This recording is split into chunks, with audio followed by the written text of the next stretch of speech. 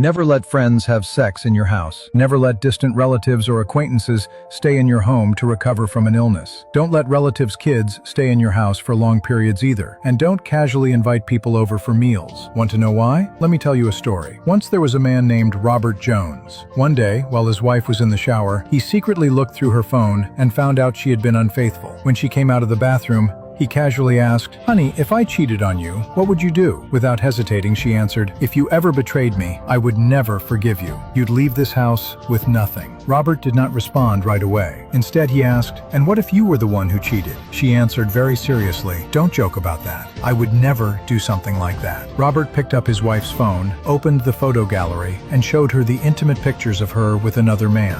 He said, "I saw everything. It's true, I've been busy with work, and maybe I neglected you. I do share part of the blame. But you're 15 years older than him. Did you ever stop to think about why he's with you? What if he's only interested in your money?" She answered without even thinking, "He truly loves me. It's not like what you're saying. I've offered him money before, and he never takes it." Robert thought for a few seconds and said, "If you don't believe me, let's test it. We'll get a fake divorce, and you'll leave with nothing. Then you tell him you have no money left. If he walks away from you, come back to me, and we'll keep living together like nothing ever happened. Neither of us will ever mention this again. But if he still chooses you even after that, I'll give you a sum of money as compensation for all these years." She thought about it for a moment and agreed. The next day, they got divorced. The woman ran straight to her younger lover, but the moment he found out she had no money and no property, his attitude changed completely. "Now you want me to be with you? Why? Because of your age or because of your money?" She was stunned. Her face turned pale instantly, and she could not say a single word back. She went back and begged Robert, but he answered, "I'm doing just fine on my own now.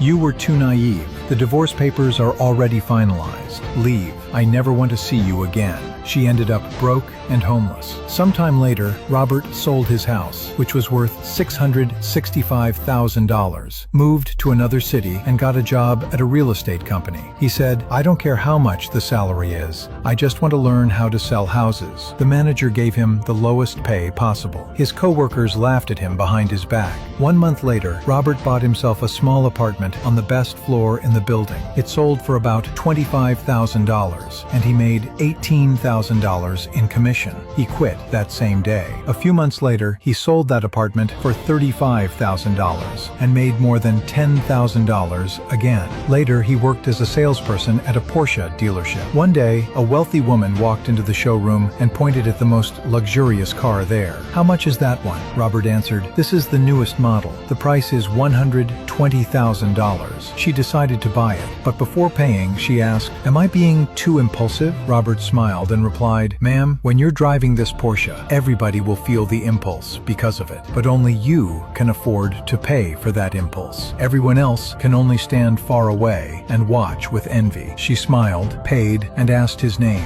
"My name is Robert Jones, but you can just call me Robert." That was his first big sale. His co-workers pretended to congratulate him. "That's amazing, Robert. You must have made $18,000 on that commission. Time to treat everyone." But Robert did not treat anyone. Instead, he took the wealthy woman to a spa, then to a 5-star restaurant, strengthening his relationship with someone important. One day, while he was in the restroom, he heard several co-workers talking badly about him. He recorded it, then sent it to the group chat with the message, "Someone sent me this. Does anybody recognize these voices?" His co-workers panicked, started suspecting each other, and eventually grew distant from one another. Less than a month later, that client came back with a friend and bought an even more expensive car. Robert made $22,000 in commission and gave them an envelope with $11,000 as a thank you, along with a few small gifts. Later, she brought 2 more friends, and each of them bought a sports car. Robert always gave gifts and thank you envelopes. In less than 6 months, Robert made more than $285,000 in bonuses alone. His life kept getting better day by day. Later, one of Robert's friends asked him, "Hey, how did you become so successful?" Robert smiled and answered, "It's not that I became smarter. I just changed the way I think. The reason successful people become successful is because they put real thought into understanding people and situations. And the reason clever people are clever is because they have just a little more strategy than those who are too straightforward. In the real world, if you do not understand strategy and you have no sense of how people operate, it is very hard to succeed. If you feel like you are always getting tricked, hurt, used, betrayed, and you never seem to make money, it is because you understand nothing about about human nature. Even if a person is hardworking, educated, and kind-hearted, they can still be ignored, suppressed, used, falsely accused, or even completely manipulated by others.